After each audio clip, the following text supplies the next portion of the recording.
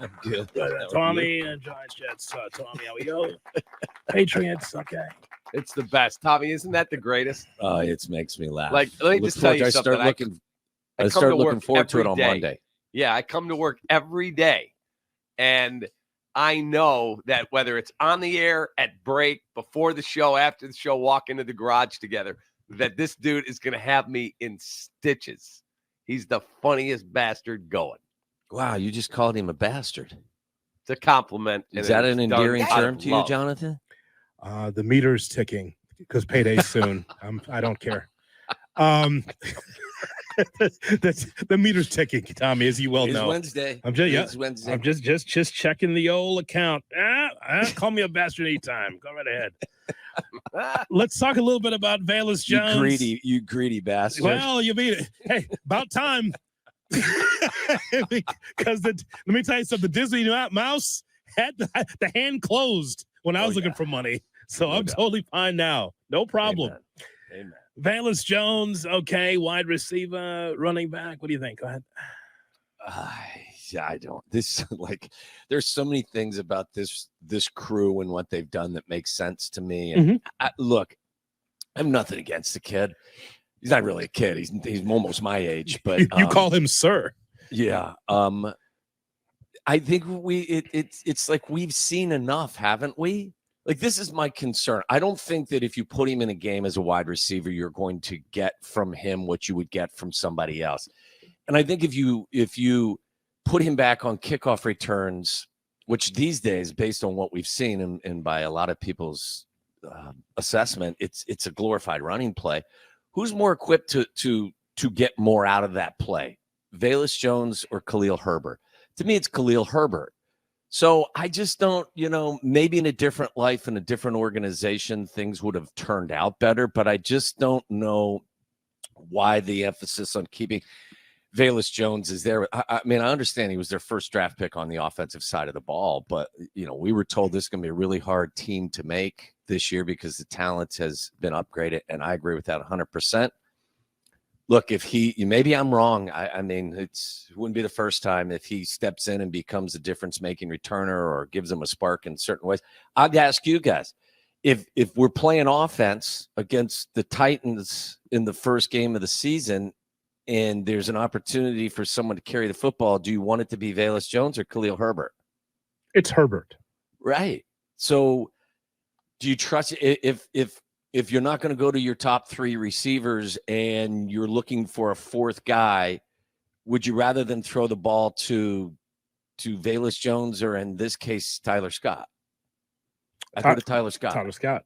Yeah, agreed.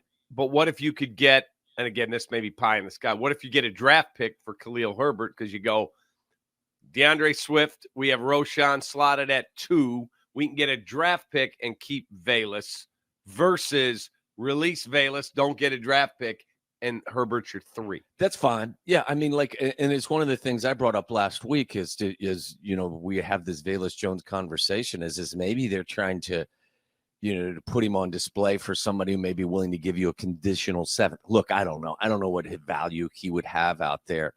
But I just don't mean the ball's going to go to Keenan. It's going to go to DJ. It's going to go to Rome. It's going to go to DeAndre Swift. It'll occasionally go to a backup running back. I don't know why any of us would be ringing. And most people aren't. I don't know. I don't get it, Jonathan. I really don't.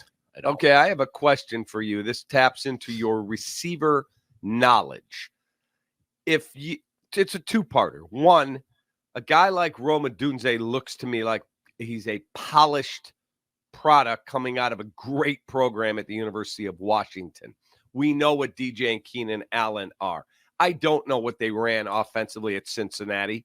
I don't really pay a lot of attention to Cincinnati football. I'm talking about the university. Shame on you. How hard is it to learn the route tree in the National Football League if you come from a program that is more wide open, more spread? It's not more pro style. That's A. And the second part to follow up on that is if you were scouting, would you be more leery to take a receiver from a said spread, non-traditional type program, even though Kevin White, they show the the abilities that a receiver has to have. Again, I don't. It's not a one size fits all scenario. Look, it's not hard to learn the route tree. I think they even. Have you guys seen the receiver? The receiver show? I mean, it's the one they did. It's on Netflix right now. I think there was an episode of 1 or 2 or 2 or 3, whatever one it was, when they talk about the route tree. It's really simple. You know, I mean, it's all your evens are in routes and all your odds are out routes, depending on what it is. You know, so the route tree isn't hard to learn. The route running is different. So I can watch a guy and I can not that I'm some sort of expert, but I can come to a firm conclusion in my own mind about this guy's ability to run routes and how he runs his routes. Like, there's some dudes that are running in cutting routes on their inside foot. It's try to do it today when you leave the studio. Try to run a slant route cutting off your inside foot. You're probably going to fall down and break your ankles. And it's some guys do it, and it's just it's almost impossible. The one thing that I had about, and you mentioned Cincinnati about Tyler Scott, when I watch him, I struggle with him and how he tracks the football. And if your forte, so to speak, or your specialty is to be a deep ball receiver and you struggle to track the ball, that's not going to go well. So like, I watch Colin Johnson run his routes, and I'm more excited about what he does, and albeit in a limited capacity because he's been hurt, versus when I watch Tyler run his routes. Now, you want to watch someone run routes? Put on some tape of Keenan Allen. Oh, man. And if you're a football fan and you like receivers, I'm going to tell you, you're going to get some blood flow. I mean, it's crazy fun to watch him run routes and how he uses a defensive back's leverage against him. DJ does some of the same stuff as well, but Keenan Allen's he's at a different level, man. He is, and it's fun to watch those guys. You know, the really good, the best route runner in the National Football League, in my opinion, who has been the last couple of years, is Devontae Adams. His shake at the line of scrimmage and his ability to run every route in a precise fashion is elite. I'm not telling you he's the overall best receiver in the league, but the best route runner in the league to me has been Devontae Adams. But I mean, it's easy to watch. I would just tell you, if you're trying to determine whether or not somebody's got it, put on Keenan's tape and then put on somebody else's tape. And that tape isn't going to match up because Keenan is a borderline Hall of Famer. But just watch his tendencies and watch how he does something. And if this guy over here, player X, can mimic some of that stuff, then you got something. If he's doing things completely opposite of the way that a real good technician is doing it, then you got to be a little bit leery. Hoodie, Tommy walks into training camp. You remember from the University of Oklahoma, he was a 2nd or 3rd round pick. The Bears select Joaquin Iglesias. Oh, yeah. Remember that? Yeah, I do. Tommy walks into camp. This is a true story. He walks into camp, not there 5 minutes. He watches this dude run 2 or 3 routes. He goes, we spent what pick on him? He can't play. And he was gone. Had no chance. Yeah, that's what your ability is, because you did it.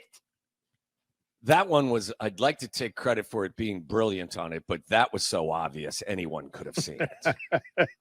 No, because our scouts didn't. That kid was a rookie, and we had spent a 2nd or 3rd round pick on that guy. It's funny you mentioned so not anyone could do it. This is the one thing I would say to you guys after watching Hard Knocks last night, and I mentioned it on our post-game show, was it feels, Jonathan, like for the first time in a long time, it all makes sense, and the program is being run by adults who there is a reason and there is an explanation behind everything they do. Like when they walked you through their interest in Matthew Judon, and Ryan Poles has got a folder. Yeah. And they're talking about everything. Like, that's the kind of stuff that encourages me behind the scenes. It lets me know that everything is pointed in the right direction. Doesn't guarantee anything. Tommy, I said to Hoodie was talking about that very scene. And when Poles said, we don't make the trade without a contract extension, and if he won't extend with us, we're going to not finalize the deal. Discipline. Ryan Pace, Jonathan, Ryan Pace would have been just, give him what he wants. Everything. Here you go.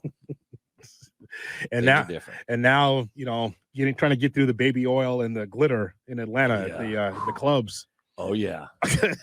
More with Tommy on a Waddle Wednesday on the Kap and J Hood Morning Show.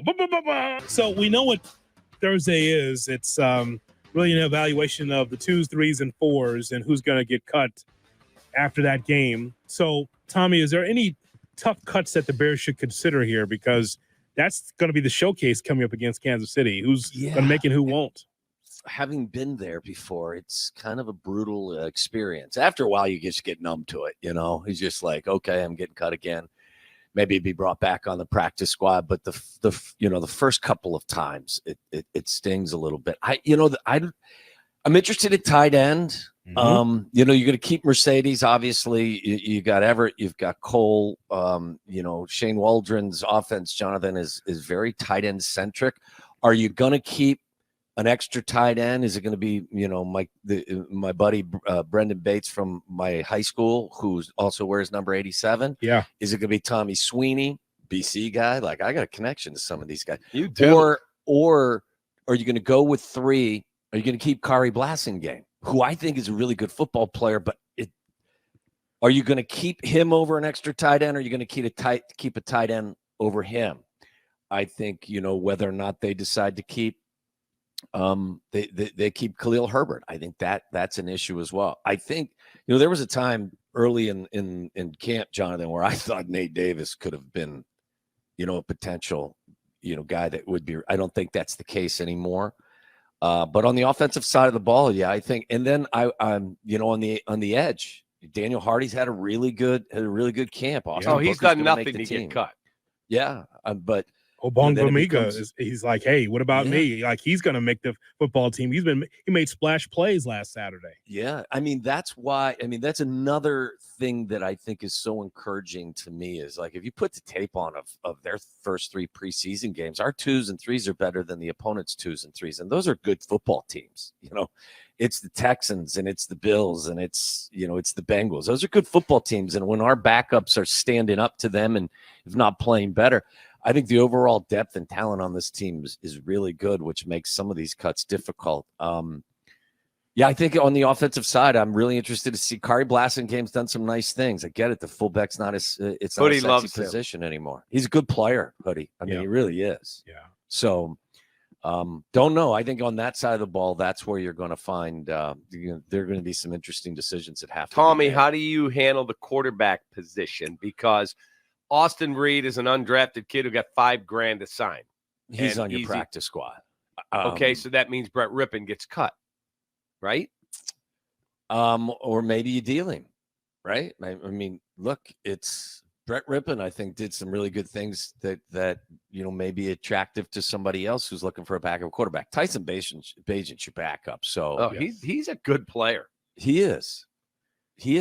And like, he's growing. He would, to me, if you go back to mini camp in OTAs, I thought he was the most impressive guy in there. And that's, again, don't get me wrong, I'm not saying he had some growth. I thought he comported himself well last year in a tough situation when he made 4 starts. I'm just telling you, I saw growth in him even in OTAs in mini camp that was really impressive. And obviously, you've seen he's continued to do some nice stuff. So, I think it's going to be interesting, Jonathan. It's going to be more difficult to make this team as they projected when camp started than the last couple of years. In terms of getting cut, I don't want to bring up bad memories for you. Oh, it's fine now. But you're on the verge of being a grandfather. Yeah, next week. Next week, he'll be a grandfather. That's so freaking cool because I knew Georgia. I was at which one of your kids was I sitting in the parking lot at the church listening to Kerry Wood make his debut before their christening? What year was it? Kerry Wood made his major league debut in 1998. I don't know. My kids are 31, 29, 26, and almost 21. So 26. So who's 26? That's Leah. That's who it was. Yeah. And now you're going to be a grandfather. But I don't want to bring back bad memories for you on the verge of such greatness in the family. But what was it like driving to Hallis Hall? There's no Twitter. There's no Adam Schefter, Jay Glazer, Tom Pelissero, Ian Rappaport. And you're pulling up and they tell you that Ditka wants to see you. Well, I've probably told you this story in the past. The first year I was there, the late Ed Hughes was my wide receivers coach. So I was told, I made it to the last cut. I was told that, when you drive down Washington Avenue in Lake Forest to the old Hallis Hall, if your position coach is out there, it's not a good sign.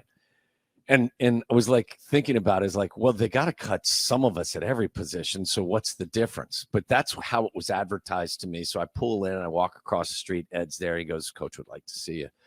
So you take the walk, and I kind of knew I was going to get cut. I'd had a really good camp as a rookie, undrafted free agent, but I knew I wasn't making the team. I was hoping to catch on the practice squad, which had just been installed, I think, in '89. And you go upstairs and you knock on the coach's door, or Mary, his assistant, was like, "Oh, coach will see you." And you walk in, and Mary Albright, I was scared. Yep. I was scared to death of him, especially early. Still to this day, I'm 57. And he'd sit down and I think he said to me, he goes, "Tom, you had a great camp. Did everything we asked you to do. You didn't miss a practice. Don't think you dropped the ball, but look at yourself, son. How can I keep you? You're 6 foot tall. You're 175 pounds, and you're slow as I am. Ha, ha, ha, ha, ha. Well, we're going to cut you, but we're going to bring you back on the practice squad." I got that same speech 3 times, guys. Like, I got it in '89. I got it in '90. I got it in '91, but they brought me back. It's so funny, real quick, because I know you're up against the clock. Mm-hmm. He cut me in '91, and I was like, when I got to Hallis Hall, I was striding in the building. I'm like, "Go ahead, cut me. You can't cut me. I had a better camp than any receiver on this team. Go ahead, try to cut me." And Vic Rapp, who was my receivers coach at the time, and by the way, Vic played center at Missouri back in the day, so I don't know how he made his way to being a receivers coach, but anyway, right. So he goes, "Coach would like to see it." "Oh, really? I want to see him." So I start to stride up the steps, and I get halfway up, and I'm like, "What are you doing? You know what? You tuck your tail between, your head between your tail, and get up there and just take your medicine."